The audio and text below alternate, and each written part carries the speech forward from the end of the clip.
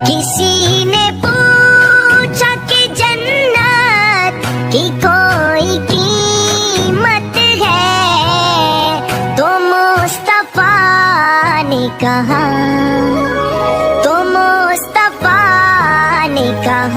لا الہ الا اللہ حق لا الہ الا اللہ۔ ہمارے معاشرہ میں طرح طرح کی رسم قائم ہو گئی ہے، طرح طرح کا رواج قائم ہو گیا ہے۔ شادی کرنا سنت رسول ہے، شادی کرنا باعث ثواب ہے، شادی کرنا نصف ایمان کو محفوظ کرنا ہے، لیکن اس نیک کام میں بھی خرافات داخل ہو گئی ہیں، اس نیک کام میں بھی خرافات داخل ہو گئی ہیں، اس سنت رسول میں بھی ناجائز کام ہونے لگا ہے، اس نیک کام میں واہیات کا دخل ہونے لگا ہے۔ شادی بیاہ کے موقع پر ہمارے نوجوان فلمی گانا گاتے ہیں، شادی کے موقع پر ولیمہ کرانا سنت ہے، اپنی حیثیت کے مطابق ولیمہ رکھے۔ آج ہمارے سماج میں ولیمہ کرانا اپنی عزت بڑھانا سمجھتے ہیں، اگر حیثیت نہیں ہے قرض لے کر ولیمہ کراتے ہیں، اگر روپے نہیں تو سود پر قرض لے کر ولیمہ کرتے ہیں۔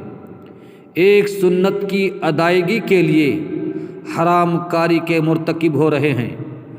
اگر پڑوسی نے شان و شوکت سے ولیمہ کرایا، اگر رشتہ دار نے آن بان سے ولیمہ کرایا تو ہم یہ سمجھتے ہیں کہ ہمیں ان سے بھی زیادہ شان سے ولیمہ کرانا ہے۔ برادران اسلام، ہم جھوٹی شہرت کے لیے، جھوٹی شان کے لیے قرض میں دب جاتے ہیں۔ ایک سنت کی ادائیگی میں بھی ہم گنہگار ہوتے ہیں۔ سود جیسی بری چیز کو ہم گلے لگا لیتے ہیں۔ اب تو شادی بیاہ کے موقع پر کھانے پینے کا رواج بھی ایسا ہو گیا ہے، الحفیظ الامان۔ بزرگ لوگ کہا کرتے ہیں، انسان اور جانور میں فرق یہ ہے کہ انسان بیٹھ کر کھاتا ہے اور جانور کھڑے ہو کر۔ بزرگ لوگ آج بھی کہتے ہیں، انسان اور جانور میں فرق یہ ہے کہ انسان بیٹھ کر کھاتا ہے اور جانور کھڑے ہو کر۔ اور ہمارا ترقی یافتہ سماج، ہمارا ترقی یافتہ معاشرہ انسان کو سنت رسول سے ہٹا کر، انسان کو انسانیت سے ہٹا کر جانوروں کی صف میں لا کر کھڑا کر دیا۔ اب بیٹھ کر کھانے کا اہتمام نہیں ہے، بیٹھنے کا بندوبست نہیں ہے، کھڑے ہو کر کھانا کھاؤ، کھڑے ہو کر پانی پیو اور سماج کو بتا دو کہ یہ ترقی کا دور ہے، انسان اور جانور میں کوئی فرق نہیں۔ آج ہمارا مسلم طبقہ غریبی اور مفلسی میں مبتلا ہے، آج تنگ دستی دامنگیر ہے۔ بہت سے گھروں میں نوجوان بچیوں کی شادی صرف غریبی کی وجہ سے نہیں ہو پا رہی ہے۔ ہمارے سماج میں کچھ لوگ ایسے بھی ہیں جنہیں اللہ نے خوب نوازا ہے، ایسے صاحب ثروت لوگ، ایسے مالدار لوگ اپنی شادی میں فضول خرچی کیا کرتے ہیں اور فضول خرچی سے کام لیتے ہیں۔ کچھ مالدار ایسے بھی ہیں جو دولہا اور دلہن کو لے کر مکہ جاتے ہیں، وہاں شادی کراتے ہیں۔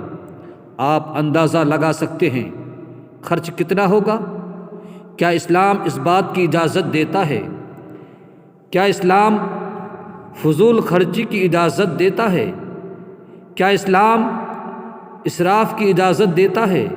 اگر ہم اسراف سے بچیں اور وہ رقم کچھ غریب بچیوں کی شادی میں لگائیں تو یقیناً ان بچیوں کی دعائیں ہمارے ساتھ ہوگی، ان بچیوں کی دعائیں ہمارے ساتھ ہوں گی اللہ کی رضا ہمارے ساتھ ہوگی، سنت رسول پر ہمارا عمل ہوگا، پیارے آقا صلی اللہ تعالی وسلم کی خوشنودی ہمارے ساتھ ہوگی، اور دونوں جہاں میں ہم کامیاب ہوں گے۔ بعض شادیوں میں دیکھا گیا ہے، بعض شادیوں میں مشاہدہ ہوا ہے کہ اسٹیج بنائے جاتے ہیں، اس پر کرسی لگائی جاتی ہے اور اس پر دولہا دلہن کو بٹھا کر نمائش کی جاتی ہے۔ اسلام نے پردے کا حکم دیا، اسلام نے حجاب کا حکم دیا۔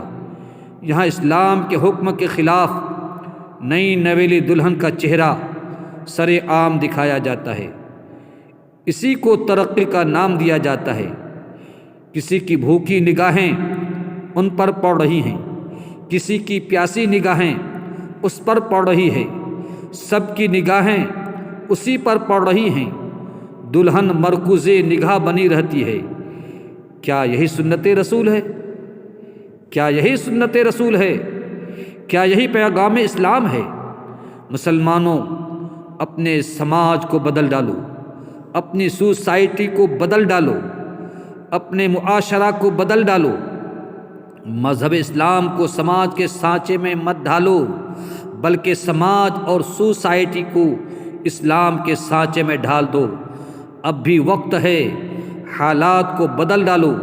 اسی لیے کسی شاعر نے کہا ہے، جگہ جگہ کے تھک چکے ہیں تمہیں ہنگامے، جگہ جگہ کے تھک چکے ہیں تمہیں ہنگامے، نشاطِ لذت خواب گراں بدل ڈالو۔ کشتی کنارے سے اب لگ تو سکتی ہے، کشتی کنارے سے اب لگ تو سکتی ہے، ہوا کے رخ پر چلو باد باں بدل ڈالو۔ غلط روی سے منازل کا بعد بڑھتا ہے، غلط روی سے منازل کا بعد بڑھتا ہے، مسافرو روش کارواں بدل ڈالو۔